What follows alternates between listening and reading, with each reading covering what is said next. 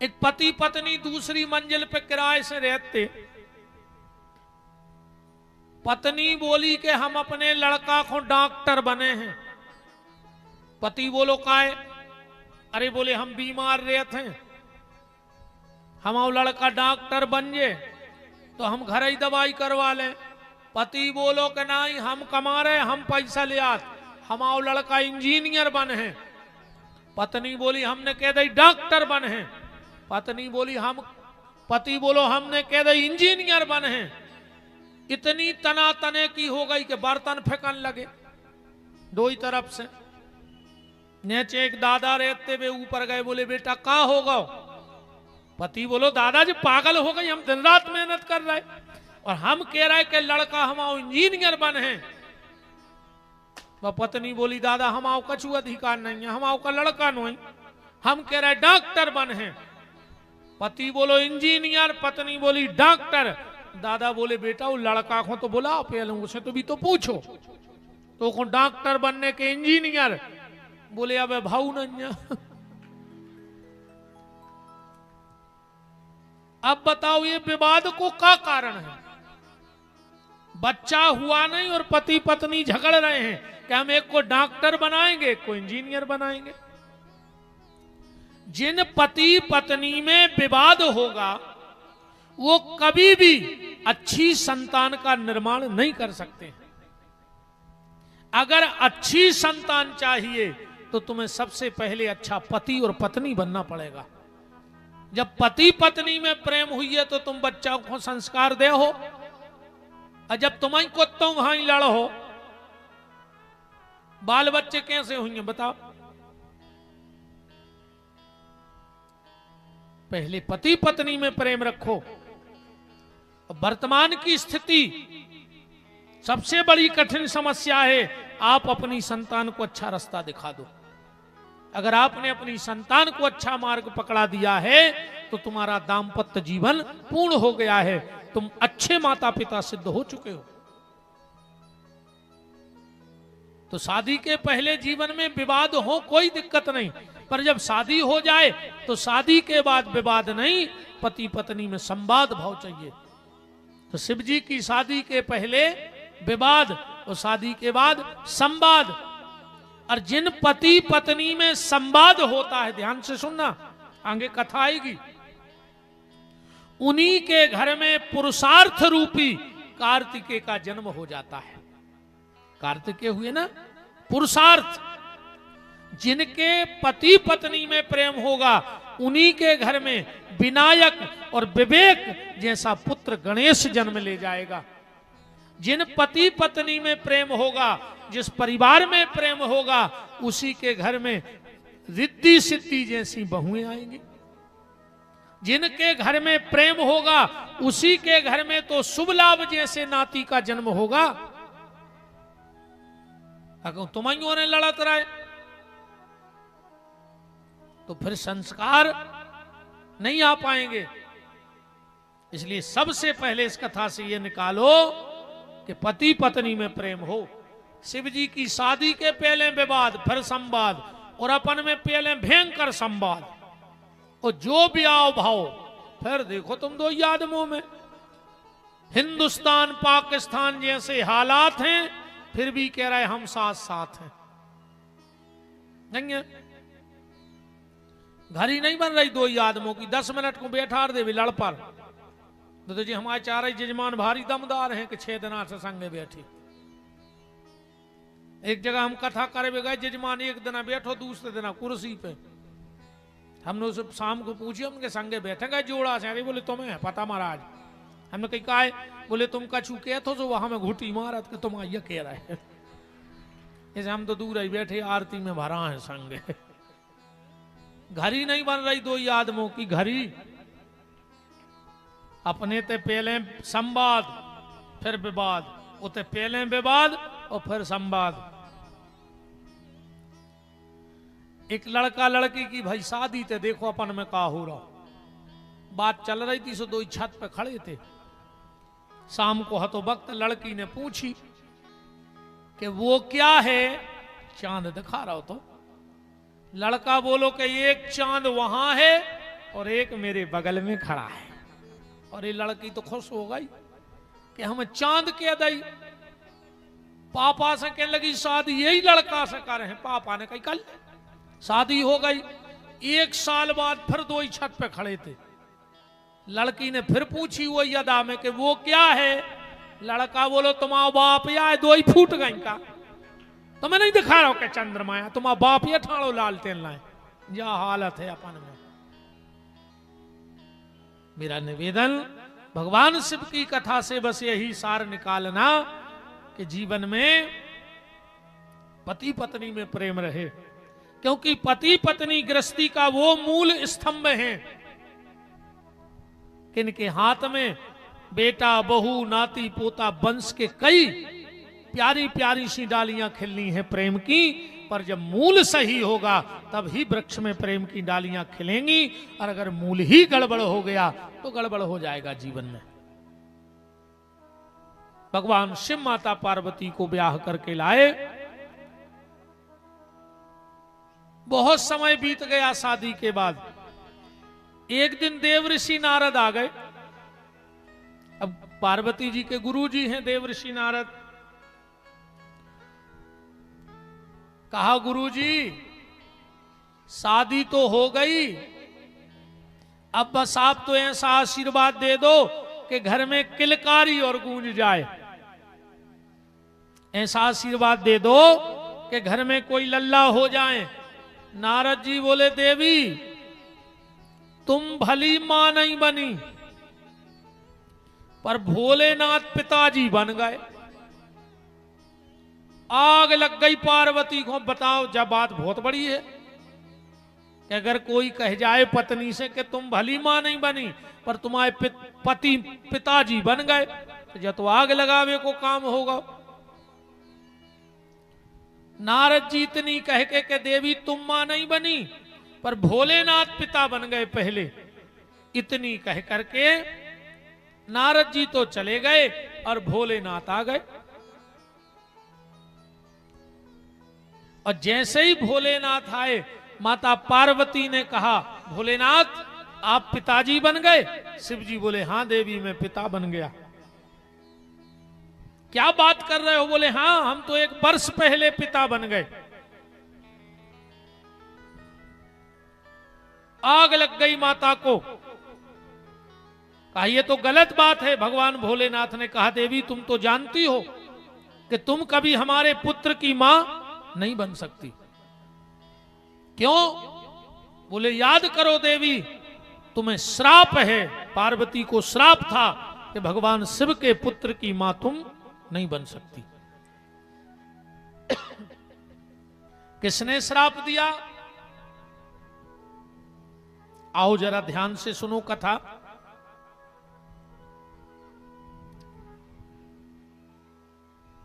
आपने देखा होगा भगवान शंकर के माथे पर गंगा बैठी है, देखा है?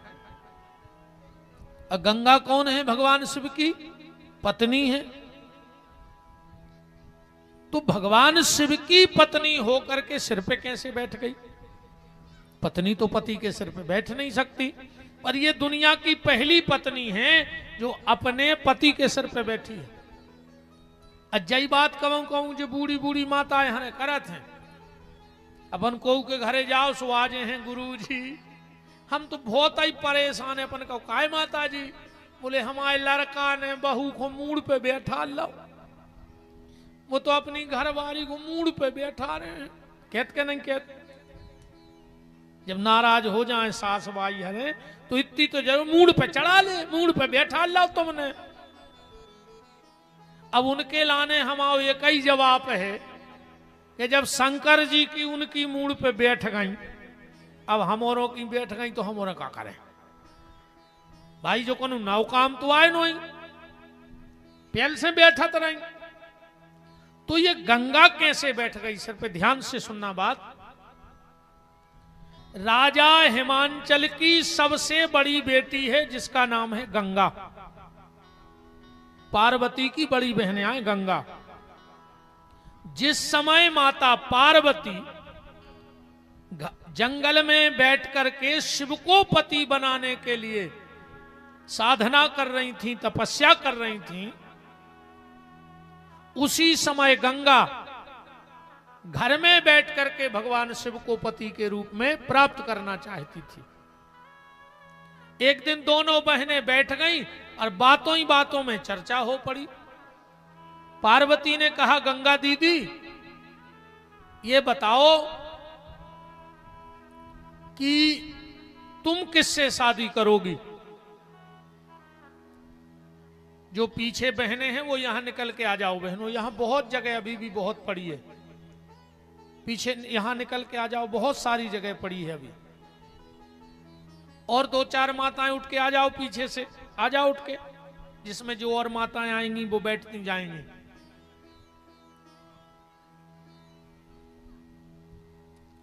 वृंदावन बिहारी लाल की जय हो। पार्वती ने गंगा से कहा कि दीदी तुम शादी किससे करोगी? गंगा बोली, पार्वती मैं तो मन ही मन भगवान शिव को अपना पति मान चुकी हूं। पार्वती ने कहा, ये तो गड़बड़ हो जाएगा। अगर गंगा की शादी शिव से हो गई तो मैं तो रह जाऊंगी, और ये हैं बड़ी, और पहले नियम के अनुसार शादी होगी इनकी। अब पिताजी पूछेंगे पहले इनसे कि तुम्हें किससे शादी करनी, ये कह देंगी शिव से, तो हम तो रह ही जाएंगे। पार्वती ने सोचा ऐसा क्या उपाय लगाएं कि गंगा रास्ते से हट जाए। दुर्वासा ऋषि को पता लगा, दुर्वासा ऋषि आ रहे हैं, पार्वती को पता लगा। गंगा के पास गई, बोले गंगा दीदी तुम शिव जी को पाना चाहती हो? बोले हाँ। तो परसों के दिन अपने घर में दुर्वासा ऋषि आ रहे हैं, और वो इतने सिद्ध महात्मा हैं, अगर उन्होंने आशीर्वाद दे दिया तो शिव जी तुम्हें पति के रूप में प्राप्त हो जाएंगे। और भोली भाली गंगा बोले, पार्वती मैं तो कभी किसी महात्माओं के पास गई नहीं, उनकी सेवा कैसे की जाती है कि वो खुश हो जाएं। पार्वती बोली कि पांव भर न पड़ गयो, वे महिलाओं से पांव नहीं पड़वात, ने महिलाओं से बात करें। बोले फिर? बोले तुम्हें तो अगर उन्हें खुश करने हैं तो जैसे ही वे घरे आवे 1 लोटा पानी भर के उनके मुंह पे मार दियो। अब बताओ, दुर्वासा जैसे बाबा आंखों को पानी मार देवे। एकनाथ जी तो आए नो ही, एक बहुत अच्छे संत भाई एकनाथ जी, जिनको जिंदगी में क्रोध ही नहीं आतो, को कछु कर ले उन्हें क्रोध नहीं आतो। महात्माओं की भी बड़ी विचित्र विचित्र स्थिति रहती है, कहां का उनके दिमाग पे जम जाए। एक बड़े अच्छे सिद्ध महात्मा ने करे, गांव से कछु दुष्टों ने घेर लाओ। अब महात्मा तो बहुत पहुंचे भाई थे, उन दुष्टों ने सोची कि इनको गुस्सा तो दुआऊं ने। सुन दुष्टों ने का करो, पापियों ने कि 10-12 जूता की एक माला बनाई और ले जाके बाबा को पहरा दी बाजार में। अब तो गुस्सा आया है जब जूता की माला पहना दी। महात्मा जी हंसने लगे, वे दुष्ट बोले हंस का रहे? बोले हम भगवान को धन्यवाद दे रहे यार। अब भाई हम एक मंदिर के ते गए थे, हम भगवान से कहता आए थे कि प्रभु हमारा पैसा है नहीं और हमारे जूता टूट गए। तो हमने उनसे 1 जोड़ी मांगे थे, उनने 10-25 जोड़ी पहुंचा दा। जय देखो संतों को जोई तो है, कहां कैसे में मस्त हो जाए। एकनाथ जी को कभी क्रोध नहीं आया जीवन में। और क्रोध, देखो एक बात और बताएं, क्रोध ऐसी चीज है, किसी ने तुमसे कहा कुत्ता और कहूं तुम लड़ पड़े, माने भौंकन लगे, तो फिर उन्होंने तुमसे गलत नहीं कही।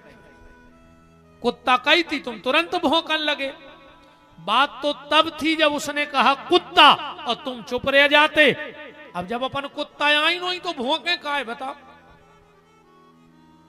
और अगर किसी ने तुमसे अब शब्द बोले और तुम भी बोलने लगे तो फिर उसमें और तुम में फर्क क्या बचेगा। क्रोध को पीना सीखो।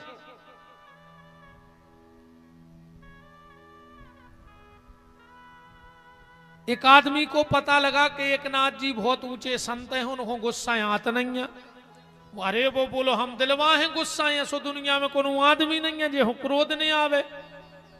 कहाँ है एकनाथ जी? बोले गंगा जी स्नान करवे गए हैं माघ की पूने को। उन्हें कही वो तई गुस्सा है। 4 बजे एकनाथ जी गए स्नान करवे, अच्छी ठंड माघ में, डुबकी लगाई, अंधेरा था 4 बजे। जो आदमी उतई बैठ गया मुंह में पान की पीक भर के, जैसा ही एकनाथ जी निकले ने पीक थूक दी।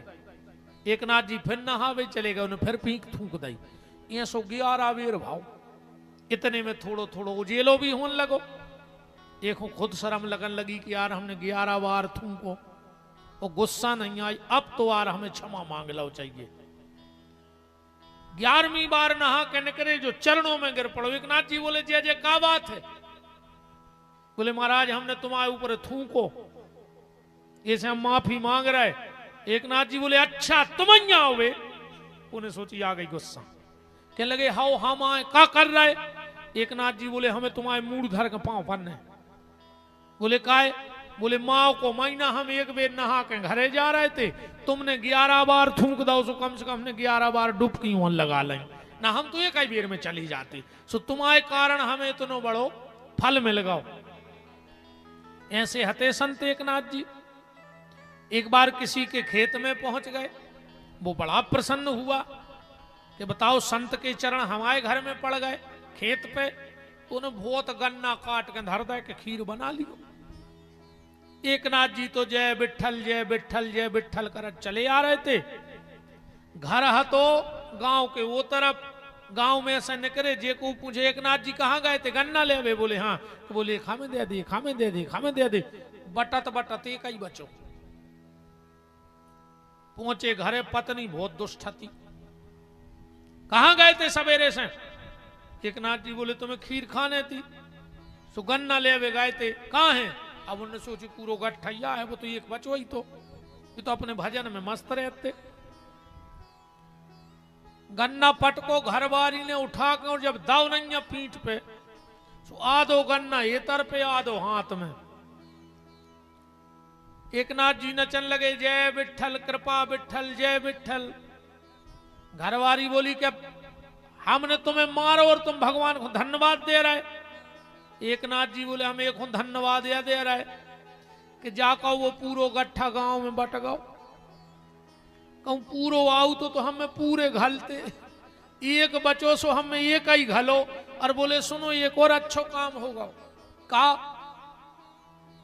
गन्ना हतो एक अपन हते, 2 सो अब भाई बंटवारे पे लड़ाई होती, सो 2 टुकड़ा हो गए, सो आधो तुम खा ले बैठ के, आधो हम खाए ले रहे। ऐसे थे संत एकनाथ जी, क्रोध नहीं आता था।